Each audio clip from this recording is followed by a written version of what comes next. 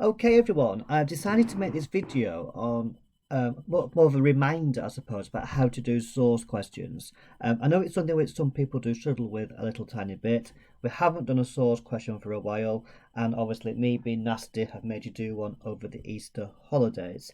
And I thought what I'll just do in this video is just go over the process of how to do source questions, especially as I kind of rush going through them a little bit. When I kind of try to explain it on Tuesday's lesson in particular, but also those on Thursday. So, this is the question you've got to do, isn't it, over the Easter holidays. Using the source, evaluate the view that devolution is in danger of undermining the unity of the UK. I think the first thing to get with source questions is don't get too hung up about the source, if that makes sense. The source basically is a piece of information. Now, the crucial thing to understand with these source questions is that you can only use the arguments that are actually in the source. So if you thought of a point for this question which wasn't mentioned in the source, don't use it. Okay, you won't get any marks for it. Only use the arguments that are in the source. What the examiners are really looking for is your ability to evaluate the argument which they've given to you, essentially.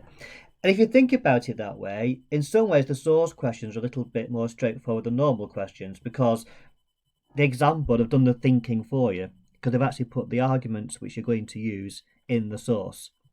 What you need to do is to use your own knowledge to evaluate those arguments. Okay, and I'll discuss this in a few minutes' time and show you how to do it. So your basically your job is to evaluate the arguments, say what evidence is there to support the views that are in the source or contrary, depending what it is. Okay, and what you're really trying to do with the source is you're just basically just mining it, aren't you, for three arguments to say that devolution is undermined in the UK, and three arguments to say actually it's not.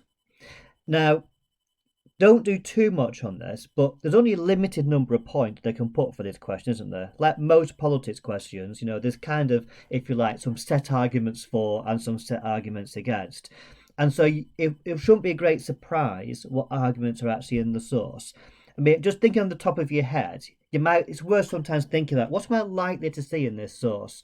Well, I would have thought you're likely to see some argument around poor old England, aren't you? Okay, it's undermining Britain because England is kind of being resentful and kind of, hasn't received any of this goodies, if you like, of devolution.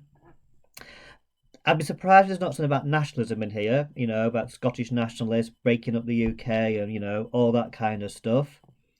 Possibly something around policy differences, causing tensions between the different nations within the UK. And the matching about financial stuff, that Barnett formula, and all that stuff, England being resentful, having to pay for Scottish students and all that kind of stuff.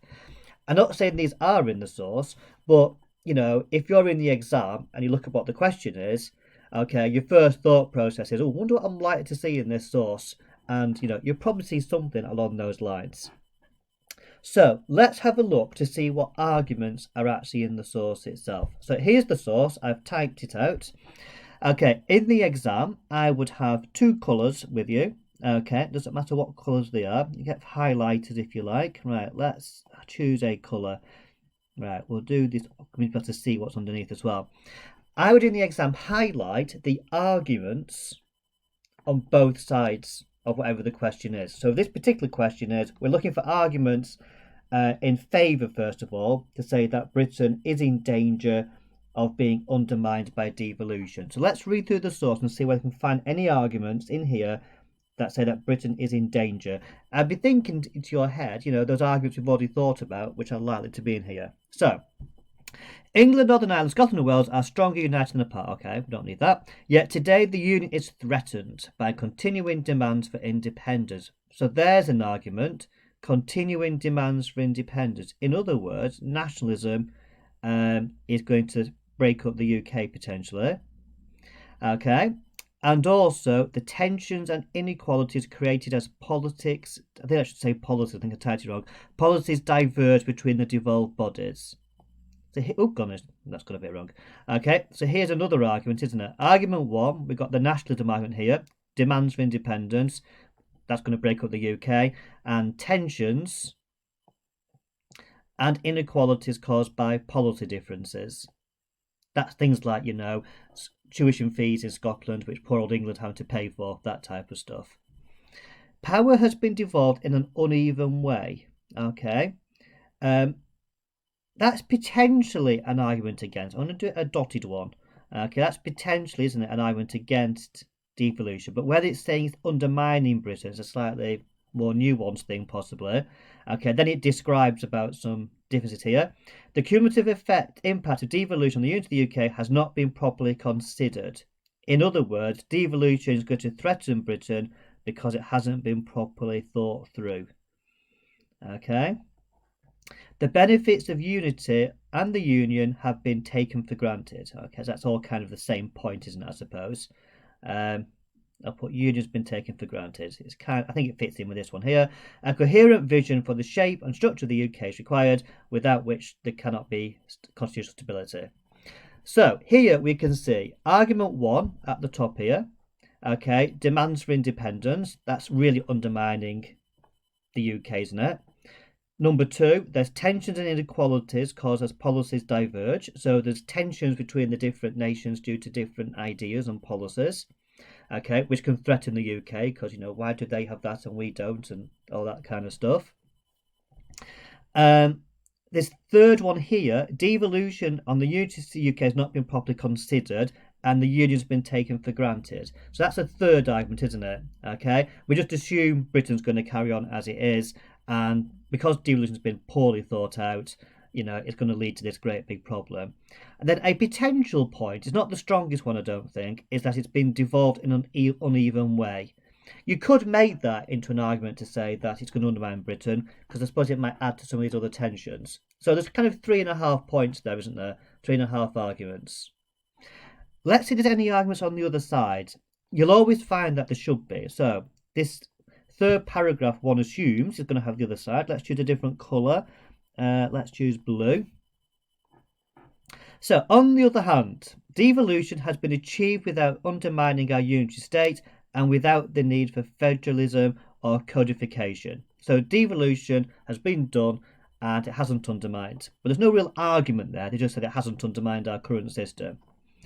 The 4 nations are stronger together in a relationship of mutual respect. So that's an argument in favour of devolution. It isn't undermining our system because the nations are working together and each respect each other. Although nationalism remains strong in the devolved nations, devolution has satisfied some demands for self-government. So in other words, devolution has actually prevented more nationalism because it's allowed people to rule themselves and therefore nationalism is less potent, I suppose. Policy divergences reflect local democracies and identities. In other words, policy differences are good. So here in this last paragraph, we've got 3 arguments to say that devolution is not undermining the UK. Okay, we're stronger together and we're in a relationship of mutual respect.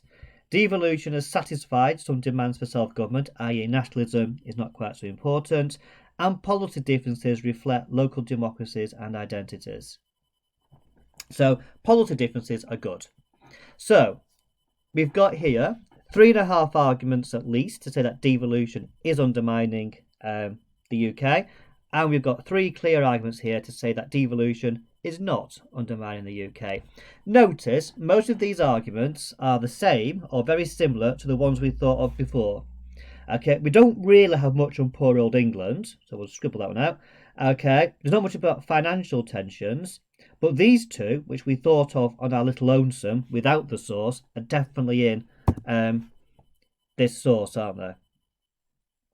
So the next thing you'd have to do in the exam is to think about, do any of these match up? Because remember, you do these essays in exactly the same way as you would do a normal essay.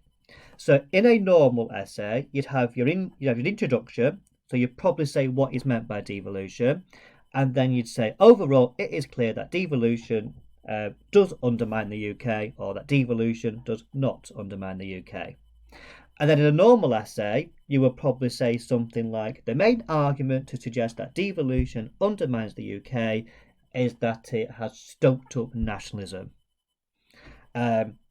Nationalism is a threat to the UK because various main parties or various parties are wishing to gain independence and therefore break up the United Kingdom. This is most clearly shown in Scotland with the Scottish National Party, and you've mentioned referendums, and you've mentioned Nicola Sturgeon, and terrible, terrible, terrible for England and Britain, okay? And then in a normal essay, you do your therefore. This shows that devolution has leading to the break with the UK because it stoked up nationalism in Scotland. And then you do your counter, wouldn't you? However, a weakness of this view is that devolution has not led to the breakup of the UK. Nationalism is not particularly strong in Wales. There's not a great demand in England for having some kind of self-government. And actually, even in Scotland, in the Scottish referendum, the majority of people voted to remain. Okay? And then, of course, you then do the counterpoint to say, although this view has some merit, overall it is undermining the UK devolution because Scotland seems to be getting closer and closer towards that independence. So that is how you would do a normal essay on this, isn't it? Okay, so I'll do video number 2 in a couple of minutes because I'm running out of my free time on the screencast thing, and we'll have a look at this and how we would do this for a source-based question. But keep what I've just said in mind because we'll need that for when we do part 2.